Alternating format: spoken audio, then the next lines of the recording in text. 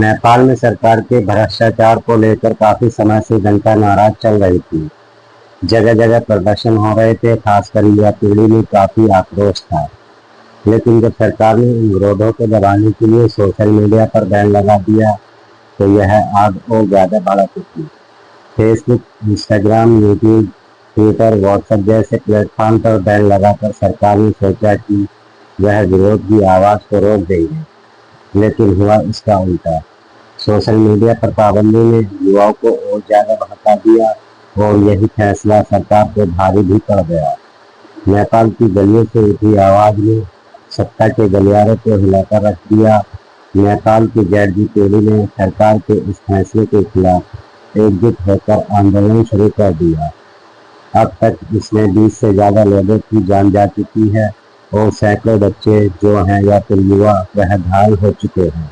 लेकिन इस प्रदर्शन के दौरान ही एक वीडियो खूब वायरल हो रहा है, जो नेपाल के वित्त मंत्री विष्णु पॉल की है, जो सड़क पर दौड़ रहे हैं और भीड़ से बच रहे हैं, क्योंकि गुस्साए भीड़ ने नेपाल के वित्त मंत्री विष्णु पॉल को सड़क पर दौड़ा दौड़ा कर पीटा है। वीडियो में साफ देखा जा सकता है कि वित्त मंत्री भागते हुए नजर आ रहे हैं और पीछे प्रदर्शनकारी की भीड़ है। जैसे ही वह सड़क पर दौड़ते हैं, एक प्रदर्शनकारी उन्हें लात मारकर गिरा देता है। इसके बाद बाकी लोग भी उसकी तरफ लपकते हैं, लेकिन कुछ स्थानीय लोग किसी तरह उन्हें वहां से बचाकर एक गली की तरफ ले जाते हैं। यह जो पूरी घटना हुई, उसने न सिर्फ नेपाल की सड़कों की असलियत दिखा दी, बल्कि सरकार की साख और विश्वसनीयता भी सवाल खड़ा कर दिया। विष्णु पॉल की स्टूडियो के सामने आने के बाद से ही अब सोशल मीडिया पर लोगों ने, सांसदों ने, यहाँ तक कि रिटायर्ड विंग कमांडर तक ने भारत की वित्त मंत्री निर्मला सीतारमण को लेकर भी बातें अब की जाने लगी हैं। बिना उनका नाम लिए लोगों ने तंज कसना शुरू कर दिया है कि साड़ी में दौड़ना मुश्किल हो सकता है। यह बात मजाक में नहीं बल्कि गहरी नाराजगी और तंज है, क्योंकि भारत में भी हालात कुछ अलग नहीं है। यहाँ भी आम जनता महंगाई, टैक्स के बोझ और बेरोजगारी से परेशान है। गैस सिलेंडर, दूध, सब्जियां, दवाइयां, हर चीज महंगी होती जा रही है, लेकिन सरकार कहती है सब अच्छा है। क्या भारत में भ्रष्टाचार नहीं हो रहा? क्या यहाँ पेपर लीक नहीं हो रहे? क्या यहाँ भी खास पार्टी में जाकर बड़े घोटाले करने वाले लोग पवित्र नहीं हो जाते? करोड़ों का घोटाला करने वालों को टिकट मिल जाता है, लेकिन मेहनत से पढ़ने वाले छात्र हर साल नई परीक्षा तारीख और लीक पेपर के चक्कर में फंसते चले जाते हैं। भारत में भी सोशल मीडिया पर काफी समय से नाराजगी दिख ही रही है।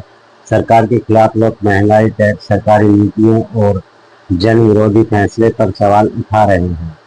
लेकिन क्या सरकार या उसके समर्थक मीडिया इन सवालों को सुनती है? यहाँ तक कि कोई पत्रकार वित्त मंत्री से पूछता है कि गरीब की कमर कैसे टूट रही है। जब एक मंत्री रोज नए टैक्स और नियम थोपता है, तो क्या उसका हिसाब नहीं लिया जाना चाहिए?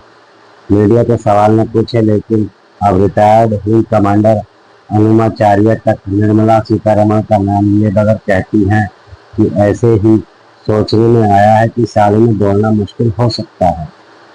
अनुमाचार्य बिना नाम लिए वित्त मंत्री पर ही निशाना साध रही है कि साड़ी में दौड़ना मुश्किल हो सकता है। निर्मला सीतारमण जैसे नेता जब संसद में आंकड़ों के जरिए अपनी नीतियों को सही ठहराते हैं, तो शायद उन्हें यह नहीं दिखता कि जमीनी हकीकत क्या है। उन्हें शायद नहीं पता कि एक मध्य वर्गीय परिवार महीने के आखिरी सप्ताह में कैसे हाथ खींचकर खर्च करता है। हर महीने बजट बिगड़ता जा रहा है, लेकिन वित्त मंत्रालय को लगता है कि यह सब इकोनॉमिक ग्रोथ का हिस्सा है। सवाल यह है कि इस ग्रोथ का जो फायदा है, आखिर मिल किसको रहा है? और जिस तरह से वी कमांडर पूरी सवाल उठा रही हैं, हनुमान आचार्य उन्हीं की तरह ही शिवसेना यूडीपी के नेता संजय राउत ने भी सवाल उठाए हैं। उन्होंने जिस तरह से नेपाल के वित्त मंत्री को दौड़ा दौड़ा कर पीटा जा रहा है, भीड़ पीट रही है, उसका वीडियो शेयर करते हुए कहा है कि यह हादसा किसी भी देश में हो सकता है।